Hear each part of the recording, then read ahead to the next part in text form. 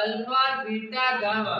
Alpha को बोला जाता है रेखीय प्रसार गुणांक, बीटा को बोला जाता है क्षेत्रीय प्रसार गुणांक और गामा को बोला जाता है आयतन प्रसार गुणांक। अब इन तीनों में आपस में क्या रिलेशन ध्यान से देखिए। तो रिलेशन निकालने के लिए मैंने पहले रेखीय प्रसार गुणांक का फॉर्मूला देखा।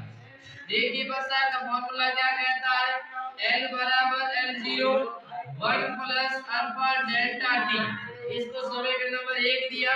दूसरा हमने लिखा है क्षेत्रीय प्रसार। क्षेत्रीय प्रसार का फॉर्मूला A बराबर A0 1 plus beta delta T बराबर है। ये समीकरण नंबर हमारा क्या हो गया? 2। अगला हमने लिखा है आयतन प्रसार गुणांक। आयतन का है V बराबर V0 1 plus gamma delta T. ये समीकरण नंबर कौन सा हो गया? 3। उसके बाद हमने क्या किया? समीकरण नंबर 1 का वर्ग। तो समीकरण नंबर 1 हमारा ये है। इसका वर्ग करोगे तो L का वर्ग क्या आएगा? L स्क्वायर आएगा। L0 का वर्ग क्या आएगा? L0 स्क्वायर आएगा। 1 प्लस अल्फा डेल्टा टी का वर्ग करोगे जिसके ऊपर घात आएगी 2। अब ये हमारा एक स्रोत समीकरण लगेगी x प्लस y का स्क्वायर। x प्लस y के स्क्वायर की स्रोत समीकरण क्या कहती है? x प्लस y का स्क्वायर बराबर क्या होता है? x square y square 2x है। तो यहाँ पर मैंने ये सेम टू सेम लिखा। ये सेम टू सेम लिखा 1 का स्क्वायर अल्फा डेल्टा टी का स्क्वायर प्लस 2 अल्फा और डेल्टा टी। फिर मैंने क्या किया? अल्फा की उस घातों को नगण्य माने। इसका अर्थ हो गया कि अल्फा की जो अधिकतम घात है, जो 2 घात है, उसको छोड़ दे। नगण्य करते उसको छोड़ दो। L का L लिखा, L0 का L0 का 1 का 1 का इसको छोड़ दो पूरे। सेम टू सेम लिखा 2 अल्फा डेल्टा टी। उसके बाद क्या किया? L0 L का स्क्वायर का आता है लंबाई गुणा लंबाई, और लंबाई हो जाएगी क्षेत्रफल को बताएगी। इस क्षेत्रफल का फॉर्मूला क्या होता है? लंबाई गुणा क्या होता है? चौड़ाई होता है। अब L स्क्वायर का अर्थ है ये दोनों लंबाई चौड़ाई है। तो L स्क्वायर की जगह आप क्या ले सकते हैं? A स्क्वायर की जगह आप क्या ले सकते हैं? L0 स्क्वायर की जगह क्या ले सकते हैं? A0। ये सेम टू सेम देगा। अब उसके बाद क्या ले? समीकरण नंबर 4 और समीकरण नंबर 2 की क्या करनी पड़ेगी? तुलना। जब ये तुलना करोगे तो A से A कैंसिल हो जाएगा, A0 से A0 कैंसिल हो जाएगा, 1 से 1 कैंसिल हो जाएगा। यहाँ पर बचा बीटा डेल्टा टी और यहाँ पर बचा 2 अल्फा डेल्टा और ये दोनों बराबर हो जाएगा। इन दोनों को बराबर 2 अल्फा डेल्टा टी बराबर क्या हो गया? Beta delta T. Delta T से डेल्टा टी कैंसिल हो गया। इसका अर्थ है 2 अल्फा बराबर क्या आ गया?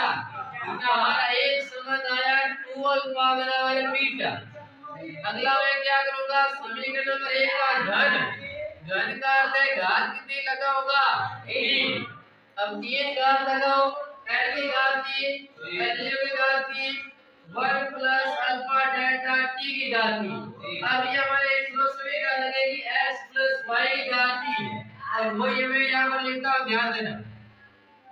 x प्लस y की घात 3 की स्रोत समीकरण है x की घात 3 y की घात 3 plus 3x square y plus 3x y की घात स्क्वायर। ये एक प्रकार की x प्लस y की घात 3 की स्रोत समीकरण। तो ये सेम टू सेम लिखा, ये सेम टू सेम लिखा। ये x का काम करेगा 1 का क्यूब 1 होता है। फिर अल्फा डेल्टा टी की घात 3 लगे तो अल्फा पर भी 3 घात और डेल्टा टी पर भी 3 है। हाँ, फिर आगे क्या है? 3 है तो यहाँ पर भी क्या लगाया? 3। किस पर? इस पर है x पर, और x का अर्थ है मैंने इस अल्फा स्क्वायर डेल्टा टी पर बन दिया। यहाँ पर आपके पास क्या रहेगा? केवल अल्फा डेल्टा टी रहेगा। 1 है ठीक है, तो यहाँ पर देखोगे अल्फा डेल्टा टी। उसके बाद क्या करोगे? 3 का 3 रहेगा और x का और y का स्क्वायर करोगे, y का स्क्वायर करोगे जिस पर भी क्या आएगा? स्क्वायर आएगा। उसके बाद क्या किया, अल्फा के उस घातों को छोड़ने पर, अल्फा की उस घातों को छोड़ोगे तो ये भी निकल जाएगा, ये भी निकल जाएगा और ये भी निकल जाएगा, क्योंकि यहाँ पर अल्फा की घात 2 है, यहाँ पर अल्फा की घात कितनी है, 3 है, तो वन बचेगा केवल 1 और 3 अल्फा डेल्टा टी।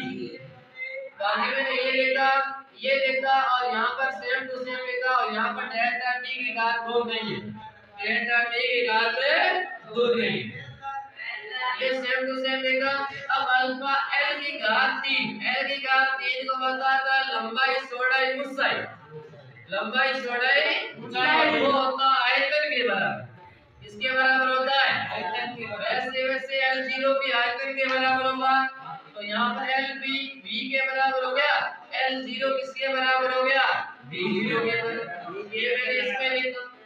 अब समीकरण नंबर 6 और समीकरण नंबर 3 की क्या कर दो, तुलना, जिसमें V से V कैंसिल हो गया, इधर V है इधर V, V0 से V0 क्या हो गया, कैंसिल हो गया, इसके ऊपर 3 घात, V0 से V0 क्या हो गया, कैंसिल, फिर 1 से क्या हो गया, 1 कैंसिल हो गया, और हमारे बचा है गामा डेल्टा टी और इधर बचा है 3 अल्फा डेल्टा टी, तो अल्फा हो गया 3 अल्फा डेल्टा टी बराबर क्या है, gamma delta T, delta T से डेल्टा टी क्या हो गया, गामा, इधर है गामा और इधर है 3 अल्फा, गामा बराबर क्या हो गया, 3 अल्फा। एक संबंध देखो 7 और 5 को देखिए,